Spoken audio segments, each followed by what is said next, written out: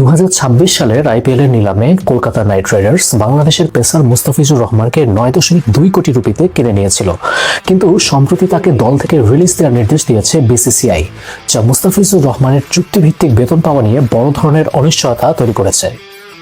IPL এর নিয়ম অনুযায়ী কোনো খেলোয়াড় স্বেচ্ছায় টুর্নামেন্ট থেকে সরে গেলে তাকে 2 মৌসুমের জন্য নিষিদ্ধ করা হয় এবং তার চুক্তিও বাতিল হয়। 2025 সালে ইংল্যান্ডের হ্যারি ব্রুকের ক্ষেত্রে এমন ঘটনা ঘটেছিল।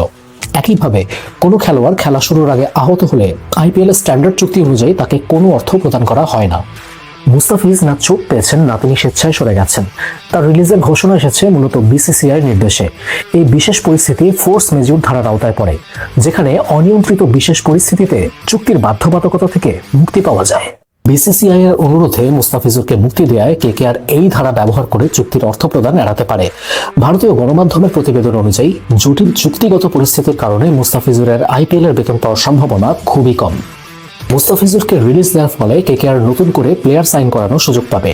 তবে ফোর্স মেজর ধারা প্রয়োগ হলে কেকেআর সম্ভবত মুস্তাফিজুরকে আইনগতভাবে কোনো অর্থ দিতে বাধ্য থাকবে না।